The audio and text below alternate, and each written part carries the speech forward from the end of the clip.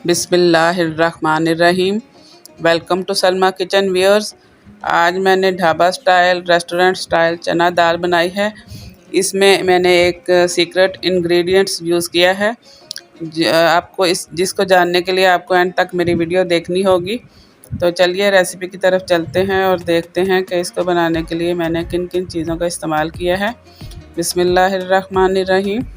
सबसे पहले हम एक कढ़ाई लेंगे, उसमें हस्बे ज़रूरत ऑयल डालेंगे। एक अदद प्याज स्लाइस करके बारीक ये भी डाल देंगे और इसको हम गोल्डन फ्राई करेंगे। प्याज गोल्डन फ्राई हो चुकी है। अब हम इसके अंदर अदरक लहसुन का पेस्ट डालेंगे।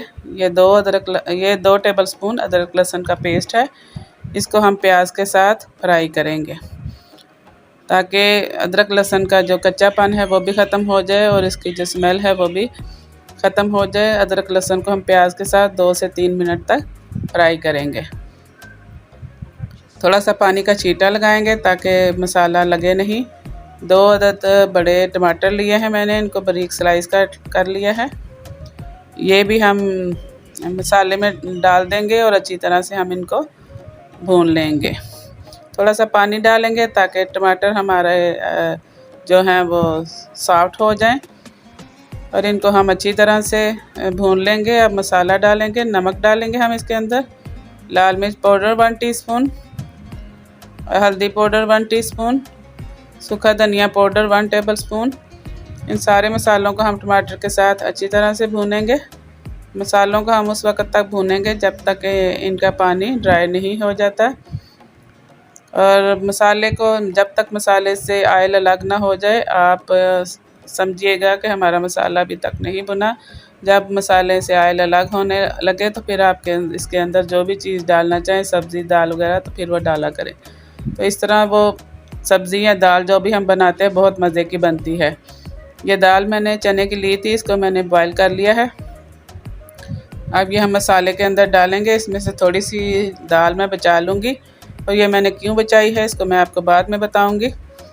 दाल को हम अच्छी तरह मसाले के साथ मिक्स कर लेंगे और इसको हम ढक के तकरीबन 10 से 12 मिनट के लिए हल्की आंच पे रख देंगे ताकि हमारी दाल जो मसाले के अंदर अच्छी तरह से मिक्स हो जाए और मसाले का अरोमा जो है वह दाल में शामिल हो जाए।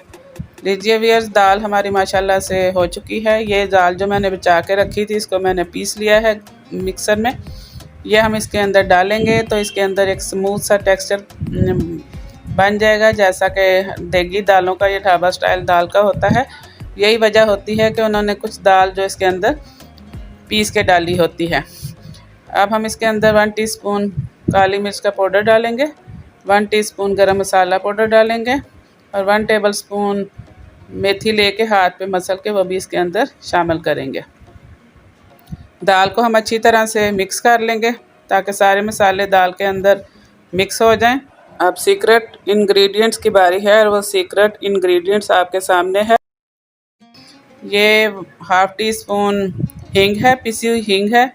ये जो सबसे ज़्यादा मज़ा इस दाल के अंदर आता है ढाबा स्टाइल दाल में, तो ये इसी हींग का आता है। तो लीजिए व्यूअर्स, माशाल्लाह से हमारी दाल बन के तैयार है। 4-5 हरी मिर्चें डाल देंगे, धनिया डाल देंगे और इसको हम दाल को अच्छी तरह से मिक्स करेंगे। अब हम दूसरी तरफ इसका बघार तैयार करते हैं।